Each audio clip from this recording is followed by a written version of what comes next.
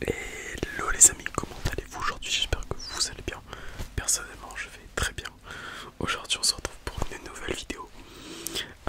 En fait, j'avais prévu de faire un trigger son particulier, mais on le fera pas aujourd'hui du coup, parce que j'ai une annonce à vous faire. Voilà. Comme l'ont vu ceux qui me suivent sur Insta. Euh,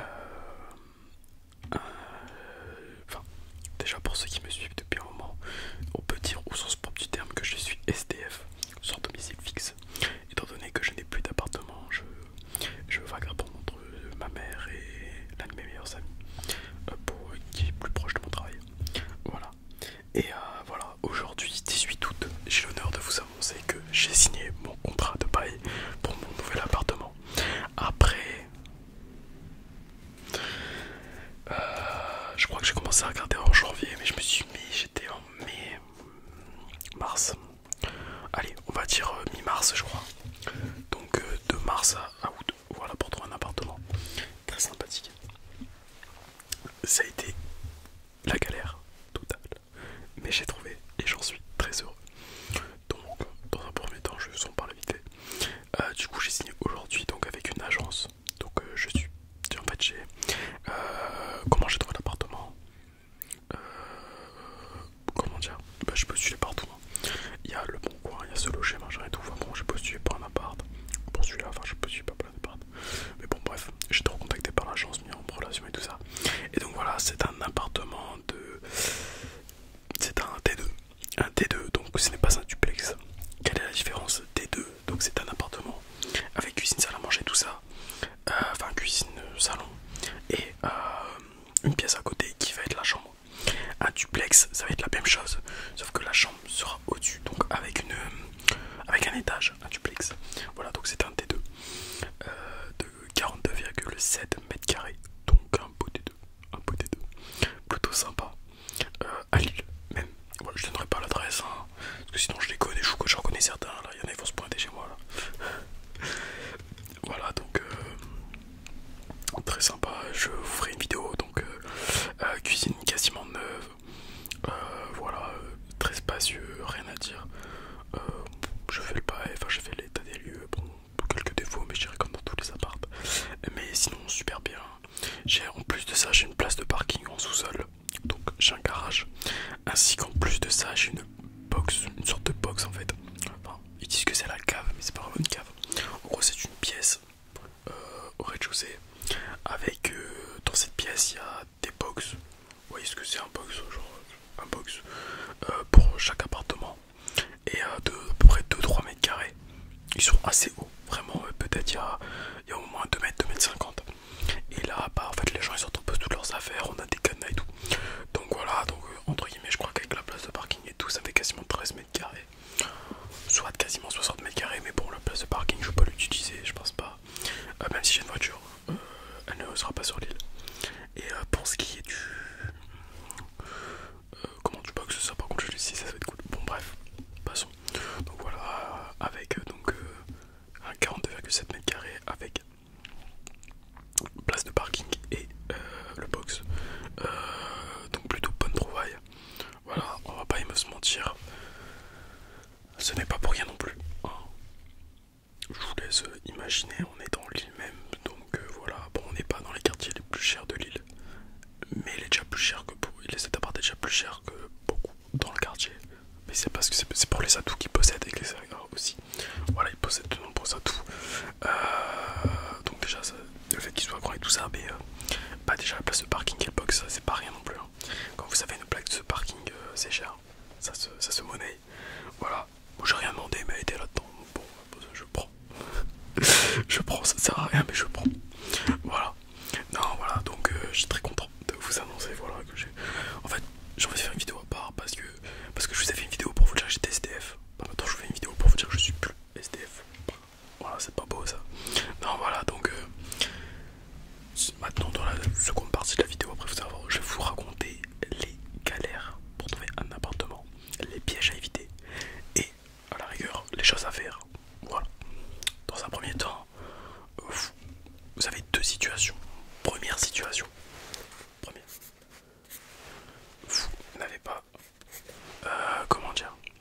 face, vous voyez pas.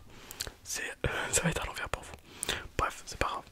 Bon, vous imaginez, première situation, vous n'avez pas de logement, vous en cherchez un. Très simple. Voilà. Mais c'est surtout la deuxième situation. Donc on va pouvoir passer à la suite pour la première. Mais il y a une deuxième situation où vous possédez déjà un logement. À savoir, vous possédez un logement, vous souhaitez le quitter pour entrer dans un deuxième logement. Quitter le vôtre.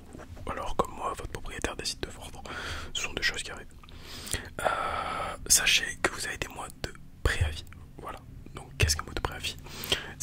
Vous allez devoir prévenir votre propriétaire un certain nombre de mois avant que vous allez quitter le logement, tout simplement. Et là, c'est le piège à éviter, les amis. C'est en soi, en général, vous devez prévenir votre propriétaire 3 mois avant de partir que vous allez partir. Sauf dans les villes à forte tension, c'est-à-dire les grandes villes telles que Paris, Lille, Lyon, Bordeaux, Marseille, j'en passe, voilà. Là, c'est qu'un seul mois. Sachez que si vous habitez dans une grande ville, une métropole ou une grande ville, et que votre propriétaire vous demande de le prévenir 3 mois avant, il est dans l'illégalité. Important à savoir, vous n'êtes pas obligé, vous ne pouvez le prévenir qu'un seul mois avant. Pour ceux qui vont se dire oui mais va galérer à trouver, il ne faut pas galérer à trouver, parce qu'on dit justement que ce sont des zones à forte tension, parce qu'il y a énormément de monde. Un propriétaire qui met à disposition un logement, en une journée il peut l'avoir trouvé, un locataire, dans les villes à forte tension. Voilà, important. Donc maintenant les deux, maintenant donc, la première catégorie, vous n'avez pas de logement, elle passe tout de suite à la recherche, et ceux qui quittent après un mois de préavis, hop, vous passez à la recherche. La recherche, les petits tips à avoir pour des recherches d'appartements. Voilà. Première, déterminez ce que vous souhaitez avoir. Dans le premier temps, vous posez, voilà, alors je veux quoi? Ok, est-ce que je veux une chambre obligatoirement? Pas une chambre, machin. Est-ce que je veux une cuisine spéciale ou pas du tout? Je m'en fous d'avoir juste un bac d'évier, machin. Voilà, important, établissez vos choix. Déjà. Bon, ça après, je pense que ça pas de problème. Ensuite, par rapport au prix, juste n'oubliez pas, vous pouvez avoir la CAF, les APL peut-être, voilà, c'est totalement possible, ça c'est facile de les avoir, voilà. Et dans les grandes villes, elles sont plutôt importantes, elles peuvent pas dépasser les 250, 280 euros, enfin bon, voilà, à peu près. Ça, d'autant plus que si vous faites de l'alternance, là je préviens ceux qui font de l'alternance, vous avez une aide qui s'appelle l'aide Mobile Jeune, réservée aux alternants, qui est de 100 euros par mois en moyenne, c'est-à-dire que ça peut aller de 10 à 100 euros. Vous allez me dire mais comment est-ce que c'est calculé? C'est très simple. Votre logement vaut, je ne sais pas, 500 euros, très hypothétiquement, évidemment, 500 euros. Vous avez la CAF c'est pour les appels, va donner, je sais pas, 200 euros. Donc là, il reste 300 euros à régler. Mais avec l'aide mobile jeune, va vous donner 100 euros. Donc il vous restera plus que 200. Bon, voilà, sur un appart à 500, vous payez 200. Et là, vous allez me dire, oui, mais bon, pourquoi 100 euros et pourquoi pas 10 euros? En fait, ça va être limité au plafond. En fait, je vais vous expliquer, enfin, c'est très mal expliqué comme ça, mais je vais vous expliquer. Votre appart va coûter, encore très hypothétiquement, c'est pour vous s'expliquer. Encore une fois, il va vous coûter 250 euros. 250 euros, voilà. Alors, un appart à 250 euros, les gars, foncez. La CAF va vous donner 200 euros. C'est encore une fois un exemple. Il vous reste plus que 50 euros à régler. Là, l'aide mobile jeune va pas vous donner 100 euros. Elle va pas vous donner 50 euros gratuit tous les mois. Elle ne vous donnera que 50 euros. Voilà. Donc en gros, vous avez un appart à zéro. En fait, l'aide mobile jeune va se limiter au prix de l'appartement. Voilà. En fait, elle va d'abord calculer combien la CAF va donner. Elle va déduire ça au montant de l'appart.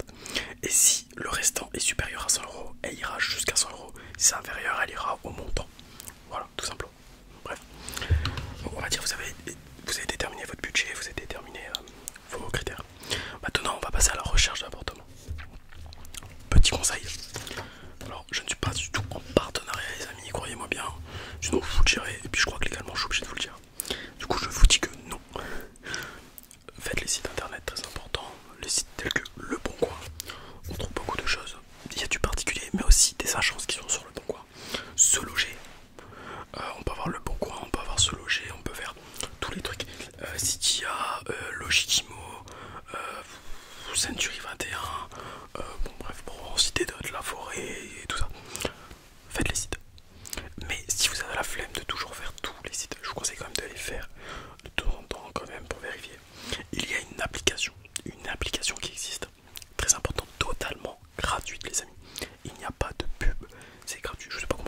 c'est gratuit.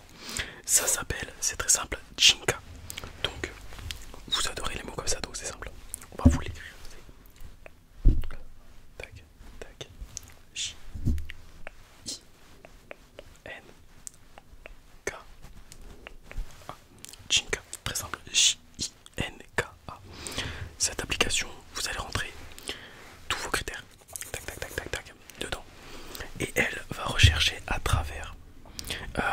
Est en connexion, en fait, elle est en connexion avec énormément de sites internet. Et dès qu'il y aura une annonce qui sera postée sur l'un des sites qui correspond à vos critères, vous allez recevoir une notification. Voilà, important. C'est extrêmement bien comme application, croyez-moi les amis. Je vous jure, c'est magique. Jinka, c'est important. Voilà. Alors, qu'est-ce que je peux vous dire dans vos critères de recherche? Donc les applications, le TPE. TPE, c'est la dépense. Bah, c'est la dépense énergique. Enfin, bref, oui. Le TPE, important, les amis, d'avoir un TPE. Vous allez me dire, c'est quoi un TPE? C'est une note. Vous savez, quand vous achetez des aliments, il y a les notes A, B, le Nutri-Score là. Bah là, c'est la même, mais c'est pour les apparts. C'est pour savoir combien votre appart va coûter en énergie. S'il est A, très peu d'énergie d'utiliser, soit des factures pas très chères. S'il est F, fuyez, fuyez, prenez vos jambes à vos coups, fuyez. Voilà, 1%, c'est pour éviter d'avoir des grosses factures, les amis. Très, très, très, très important. C'est au niveau de l'isolation et de plein de choses, le TPE. Donc, faites attention à ça. Il y a beaucoup d'apparts qui ne proposent pas un TPE. Ne prenez pas ces appartements. Finalement, s'ils ne les proposent pas, c'est pas pour rien. Voilà. Faites attention à ça. Même si on vous dit qu'il est refait à neuf et tout ça, ça veut pas dire qu'il est forcément super bien isolé. N'hésitez pas à demander aussi votre TPE, tout simplement, pour savoir. C'est super bien fait un TPE. Ils vont tout vous dire quels sont les points de fuite de l'appartement. S'il y a des travaux à réaliser pour qu'ils aient un meilleur TPE, ça serait la note combien. Également, ils vont vous donner une fourchette de prix. Voilà, au cas où en avoir pour autant. En électricité, vous en aurez pour autant par mois. Et tout ça, c'est très très très bien fait. Un vrai TPE, c'est bien fait. Voilà, c'est pas vous le faire, c'est au propriétaire de le faire. Ou à l'agence de le demander. Bref. Il y avait ça à vous dire. Et puis je pense qu'on est bon. Donc vous allez chercher. Et si vous faites comme sur l'application Jinka, vous mettez les notifications et vous recevez une notification. Moi-même je l'ai fait au début, je voyais la notification, oh, fait chier, je vais voir dans 5 minutes. C'est mort. Nous sommes dans un contexte où il y a très peu d'apparts en circulation. Plusieurs raisons. Première raison, comment ça s'appelle ça là? Airbnb. En effet, vous êtes propriétaire, pourquoi vous allez louer 600 € votre appart au mois alors que vous pouvez louer 600 € la semaine? Voilà, je comprends le côté business, mais la vie de ma mère, il n'y a plus d'appart, il y a Airbnb, il y a la Coupe de Monde du rugby qui est là, et aussi les Jeux Olympiques.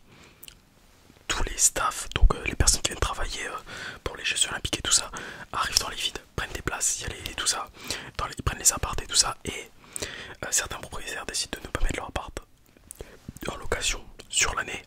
Ils vont dire je vais peut-être faire, je sais pas, je vais peut-être le louer, exemple un appartement à 500 € sur 10 mois, ça va me rapporter 5 000 €. Alors que avec les JO, je peux louer 3-4 000 € le mois, je serai rentable. Voilà. En fait, c'est parce qu'ils ne pourront pas vous mettre dehors s'ils le louent. Du coup, ils préfèrent le garder pour les JO et le vendre et le louer au mois des prix exorbitants. Il y a ça. Et troisième truc lié à la crise économique que nous avons, c'est les taux d'intérêt. Comme toute personne, probablement, comme vos parents, comme vous-même, peut-être si vous êtes propriétaire, vous avez été locataire. Et un jour, vous vous dites, c'est bon, j'arrête d'être locataire, je décide d'acheter. Malheureusement, avec la montée de l'immobilier et les taux d'intérêt qui sont élevés, les gens, cette année, en fait, je vous dis des sources fiables. Je connais beaucoup de personnes dans l'immobilier et tout ça. J'ai discuté avec de nombreux agents immobiliers, tous m'ont dit pareil, on l'entend et tout ça. Le problème, c'est que vu que l'immobilier est cher et les taux d'intérêt sont chers, les gens décident de ne pas acheter et de renouveler leur contrat de bail. Un contrat de bail, c'est votre contrat d'appartement avec le propriétaire. Donc ils disent au propriétaire, c'est bon, je reprends pour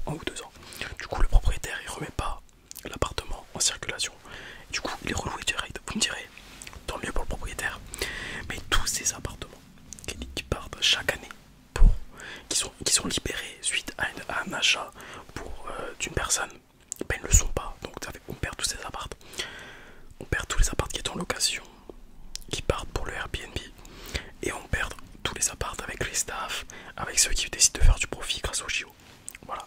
Soit il y a extrêmement peu d'apparts. En moyenne, on compte pour un appartement, une demande en une journée entre 150 et 300 demandes pour un appart. Donc quand vous voyez la notification apparaître, allez dessus direct. Voilà.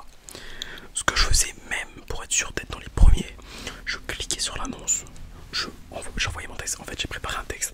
Préparez-vous votre petit texte que vous allez mettre à chaque fois. Comme ça, vous faites un copier-coller, copier-coller. Très clair.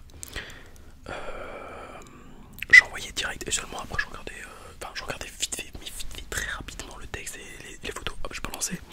Après, au pire, si la personne vous contacte et ça vous intéresse pas, elle a 299 autres demandes. Voilà, on est tous d'accord. Bon, important à se placer là-dessus. Du coup, voilà, vous êtes dans votre recherche d'appart et tout ça. Ensuite, chose à vous prévenir, il y a énormément de fraude. C'est un truc de fou. Je crois que 70% des réponses que j'ai eues, c'était de l'arnaque.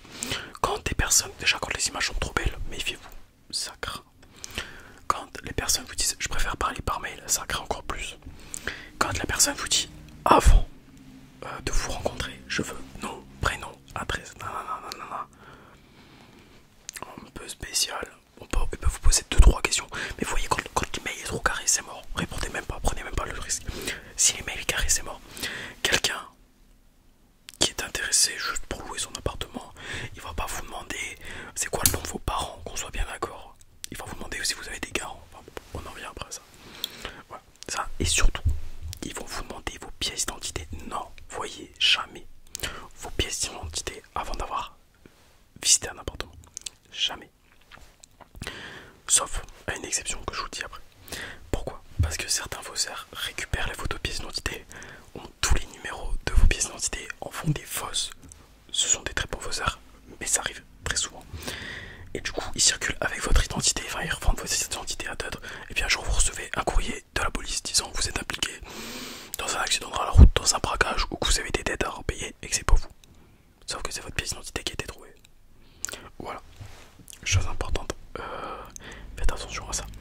Ne répondez pas, c'est plus simple. Si ça vous paraît louche, n'y répondez pas. C'est pas grave, prenez votre temps, vous trouverez. Voilà. Je vous ai parlé d'une exception que j'ai découvert il n'y a pas très longtemps et j'ai trouvé ça exceptionnel. C'est le site qui s'appelle Dossier Facile. Dossier Facile, c'est quoi? C'est un site du gouvernement. C'est un très bon site pour une chose. Donc ça va être, vous allez envoyer toutes vos informations, pièces d'identité, vous pouvez les garder, c'est le gouvernement. Vous pouvez leur envoyer. Ils vont récupérer tout, ils vont vérifier toutes vos informations. Donc si vous avez un salaire, si vous avez des garants, les professions, les machins et tous les contrats de travail, ils vont tout regarder, hop, et vont faire un dossier.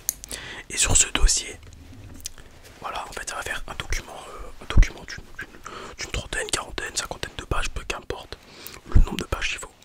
Et en gros, donc voilà, donc on imagine, hop, je fais des carrés super droits comme vous pouvez le voir, des rectangles super droits. Donc là on va dire, il y a votre pièce d'identité, vous voyez là, ici c'est votre pièce d'identité.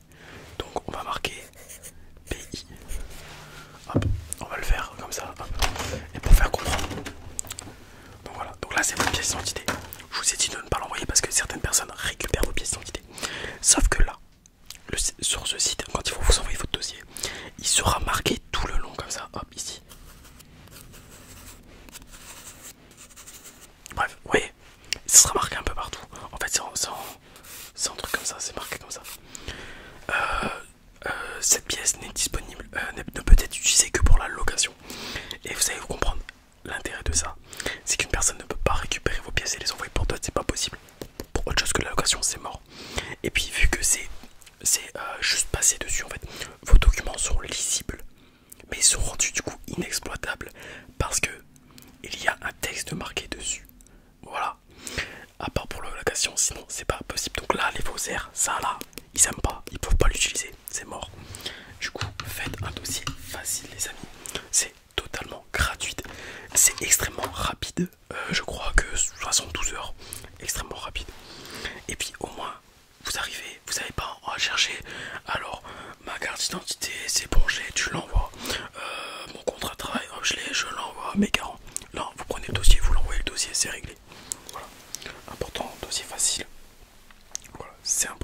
à savoir. Donc voilà pour ça. N'hésitez pas à demander d'aussi facile, c'est très simple, il n'y a aucun problème. Ensuite, je vous ai parlé des garants. Voilà, les garants, il y a deux types de garants. Il y a le garant moral et le garant physique.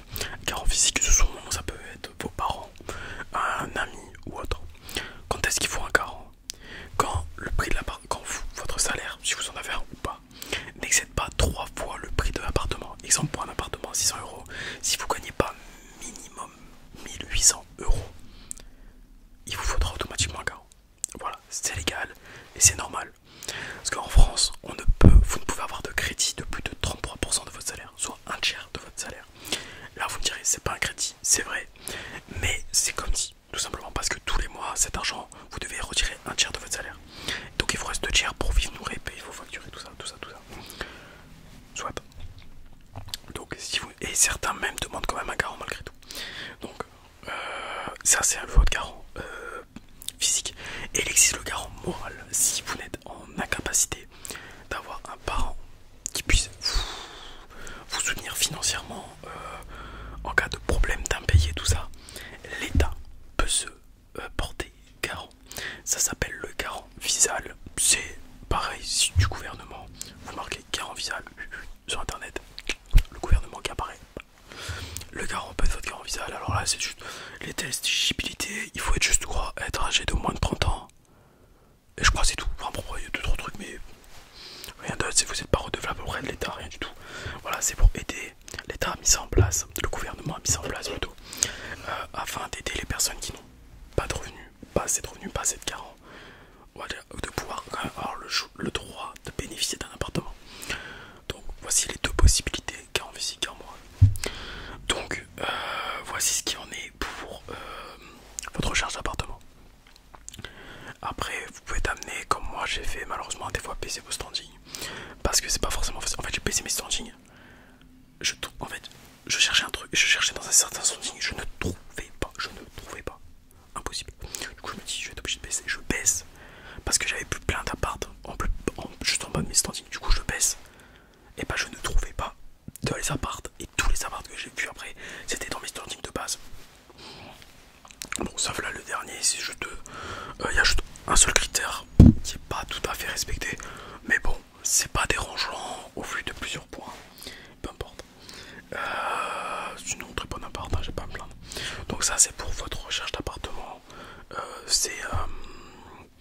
Donc là, vous venez de chercher un appartement et on va partir du principe que vous venez de trouver un appartement. Important. Vous pouvez la trouver à travers une agence ou à travers un particulier. Plusieurs choses à savoir. Passer par une agence, c'est plus simple. Pour les papiers, pour tout ça, c'est plus sécurisé. Il y a un état des lieux qui est fait, machin. Problème de l'agence, vous allez avoir des honoraires d'agence à payer. C'est un prix basé sur le nombre de mètres carrés, ça dépend de la rue, de la ville et tout ça, enfin bon, peu importe. Moi j'ai eu à peu près pour 550 euros de frais d'agence. Soit, c'est une somme, je conçois, mais j'ai un appartement de 42 mètres carrés. Si j'avais un appartement de, je ne sais pas, 25 mètres carrés, peut-être que j'en aurais eu pour, je sais pas, 300 euros. Voilà, tout dépend du mètre carré, de tout ça, peu importe. Mais c'est très bien fait pour une première fois que je passe par une agence. C'est très bien fait et tout ça. J'ai reçu un contrat de bail. Parce qu'à la fin, après, vous allez devoir signer un contrat de bail. Je vous expliquerai exactement ce que c'est. Et tout est dessus, c'est très très bien. Attention, donc vous venez de trouver un appartement, vous visitez l'appartement. S'il y a des choses qui ne vous plaisent pas, ne prenez pas en général. Sauf si vous pouvez concéder. Mais si franchement ce sont des gros problèmes, faites attention à l'aération. Faites attention au DPE, demandez le DPE. Parce que, ah oui, le DPE, on va vous dire, ah oui, c'est un DPE, exemple qui est B ou D. Mais demandez quand est-ce qu'il a été fait. Parce que si ça se trouve, c'était un D il y a 4 ans. Mais aujourd'hui, ce D là, c'est peut-être un E ou un F. Voilà.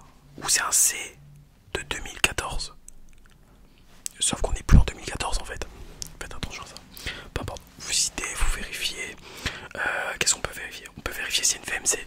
C'est-à-dire une aération au niveau de la salle de bain. Très important, l'aération les amis. Dans un appartement, ça va vous éviter que l'appartement moisisse. Si ça moisit, ça va puer. Il va y avoir des problèmes. Il peut y avoir des gros problèmes dans l'appartement. Même pour votre santé, c'est très mauvais. Faites attention à ça. Regardez tous les placards. N'hésitez pas à les ouvrir pour regarder si c'est pas si c'est pas humide à l'intérieur, voir s'il n'y a pas des taches de cachet ou quoi que ce soit, parce que les bagarres sont des cache-misères. Voilà, plein de choses, n'hésitez pas à regarder, poser des questions, peu importe. On va dire que tout se passe bien. Je vais vous parler d'une expérience professionnelle, personnelle. Je vois un appartement très beau en photo, je le visite, je vois plein de trucs qui vont pas.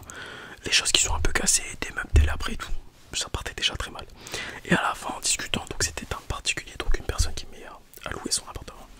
La personne me dit voilà, il y aura des frais d'état des lieux, d'entrée de sortie de 60 euros, entrée 60 euros sortie. C'est illégal, illégal. Un particulier n'a pas le droit de vous demander des frais, comment dire, n'a pas le droit de vous demander des frais d'état des lieux parce qu'il n'est pas habilité, ce n'est pas une agence et ce n'est pas un... Ah, j'ai plus le nom. J'ai plus le nom. On croyait que deux personnes. Un huissier. Je vais dire huissier, mais c'est pas un huissier. Bon bref, c'est pas un professionnel pour ça. En gros, c'est pas un professionnel, donc il n'a pas le droit. S'il vous le demande, il est dans l'illégalité. Partez les amis, partez. Parce que c'est une personne qui vous tirera des ennuis plus tard. Déjà, sachez-le. Donc ça, du coup, je dis non direct. Moi déjà là, au moment, c'est mort. Ensuite, deuxième expérience que j'ai eue, je visite l'appartement très bien. La personne me dit bon, on va revoir le prix. L'appartement était de base à 620. Il me regarde, il fait 710.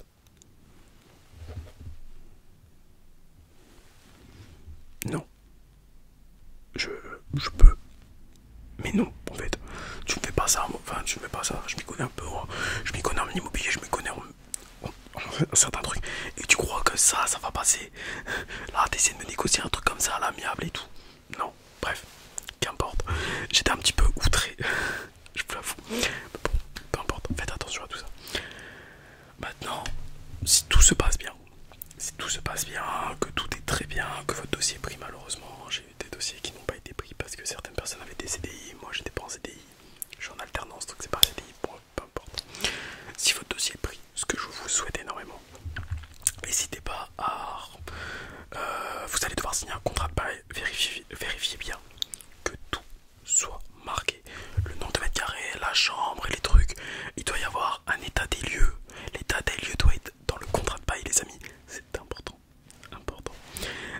Tout doit y être, la date d'entrée, la date de sortie, la date de création du bâtiment, tout. C'est très simple, c'est le contrat qui vous lie vous à l'habitation et l'habitation au propriétaire. Parce que s'il y a un truc pas aux normes dans cette habitation et que c'est pas marqué dans le contrat de bail, c'est votre faute parce que vous l'avez signé. Le propriétaire il peut dire que moi je vous l'avais signé, tout ça, bref. Enfin, ça sera pas forcément votre faute, enfin bref, ça va vous attirer les ennuis.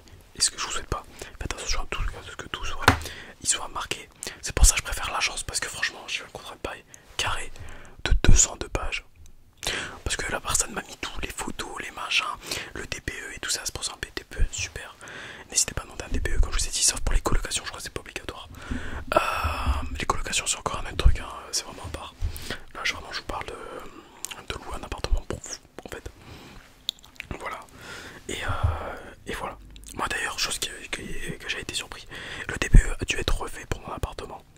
Et j'ai dit à la dame, mais c'est pas grave, les personnes peuvent venir faire le DPE. En fait, ils doivent venir chez vous faire des tests. Je signe le contrat, puis ils viennent la semaine d'après, peu importe. Même si non, on n'a pas le droit de vous faire signer un contrat de bail si le DPE n'a pas été fait. Donc je ne sais pas si c'est une formule juridique ou pas. Mais du coup, si elle m'a dit ça, c'est peut-être que c'est juridique. Vous n'avez pas le droit de louer un appartement. Enfin, la personne n'a pas le droit de vous louer un appartement s'il n'y a pas de DPE. Demandez un DPE à l'année où vous l'avez fait. Ou au moins tout du moins, à l'année précédente. Ok, on tolère une année. 2 ans, ça fait déjà beaucoup parce qu'en 2 ans, les règles elles changent, les barèmes ils changent et tout, attention. Les matériaux extérieurs et tout ça. Donc voilà. Donc tout se passe bien, vous avez signé. Peut-être vous passez par une agence. Vous avez payé, les frais d'agence. Maintenant, il faut parler de la caution, le dépôt de garantie. Ceci est légal, vous êtes dans l'obligation de verser un dépôt de garantie. Mais attention, il y a 2 règles. Il y a vous avez un appartement non meublé. Bon, je pense que je n'ai pas besoin de vous expliquer. Un appartement meublé, ça porte le nom. Il n'y a pas de meubles. À part l'évier, le toilette, la douche, c'est obligatoire. Je crois le gaz, c'est obligatoire aussi. Bon, bref. Un non meublé. Le propriétaire n'a le droit de vous demander qu'un seul mois de loyer sans charge, je crois.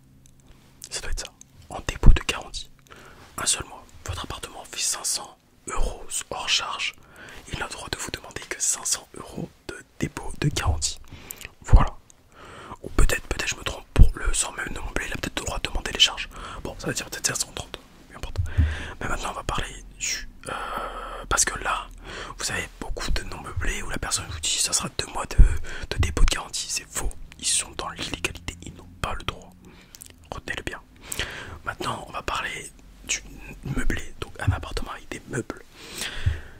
Là, le propriétaire a le droit de vous demander 2 mois de loyer en dépôt de garantie, mais hors charge.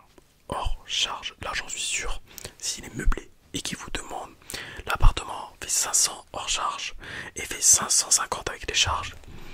Les charges, attention, c'est les charges que lui va prendre en compte. Les autres charges, c'est votre frais, hein, voilà.